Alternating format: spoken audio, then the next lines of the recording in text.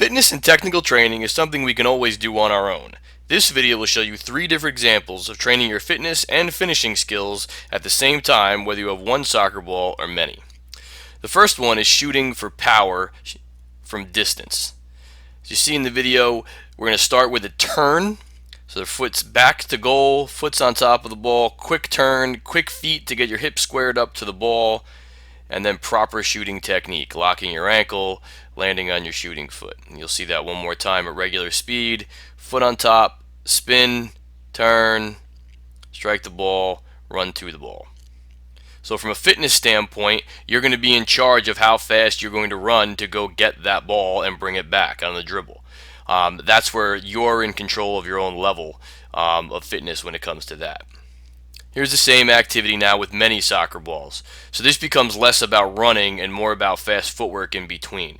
So you can see that the turn is tight and you're trying to shoot as if there is a goalkeeper there. So you might miss, and missing's good. We can figure out why we missed, we can learn from it, we can analyze it, we can attempt to get better. So you can see this is more of quick 4 to 5 yard little movements, tight turn, spin, touch, set it up, and hit.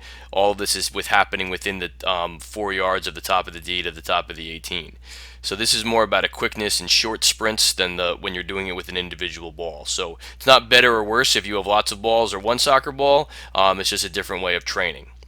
So now we move into a slightly different situation where it's a dribble and shoot. So now, starting at the top of the D, you can see 2 little touches and then a tight preparation touch, right? One little dribble, a tight preparation touch, and then trying to be short and compact through your motion. And that's where game-like comes into play. Most of the time, it's not very game-like to take 2 large touches and then a large preparation touch and 3 strides into the ball. In a game, a defender is going to close that down. So we're trying to do this in tight space.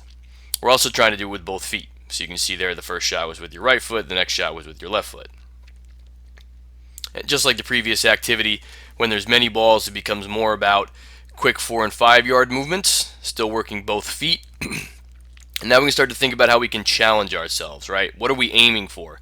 If we're pretending there's a goalkeeper there, are you going to give yourself points for a ball that goes in the middle 4 yards of the goal, more points for going in the side 2 yards, trying to pick out the corners, more points for side netting? You can really create a scoring system that pushes that level of challenge. Or maybe you're going to try and hit the far right, lower right corner each time, or the upper left corner each time, or the side netting each time.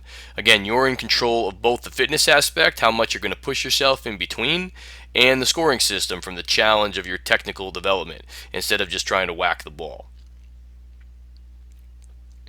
So now we're changing to a through ball situation. So we say with one touch, the first touch that you see here is simulating a through ball and then a sprint onto it. And really the one touch there is, if you can imagine that a goalkeeper is running out to win that through ball, you're trying to play it diagonally across them. So maybe a little chip past them. Obviously without a goalkeeper it's not as real as possible, but this is when we're talking about training on your own here. So you're trying to simulate that goalkeeper coming out.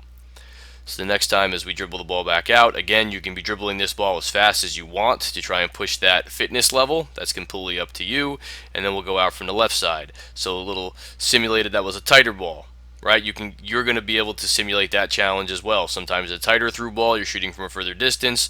Sometimes a longer through ball that you have to sprint onto, much harder to try and win. So as you see through that right, again, we're going right foot, then left foot, trying to hit the side netting as we come across through this. Again, continually, see that one's a little bit of a further sprint, continually trying to push your level. Maybe the sprint, you're giving yourself a longer through ball, so the sprint is coming onto the ball, so you have to hit the ball at full speed, and then it's 3/4 to half speed back. And we're talking about a change of direction, a movement at an angle, trying to deal with your technique at a high level when you're getting fatigued, as you get more tired.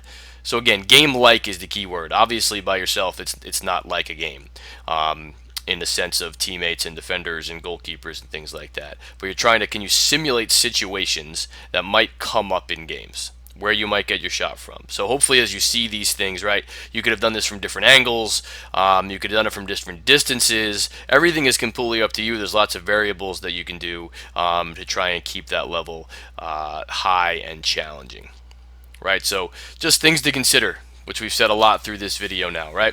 Overall purpose: technique and fitness at the same time, right? You're going to get tired. Can you still push yourselves and react in a way that's game like, while still having fun and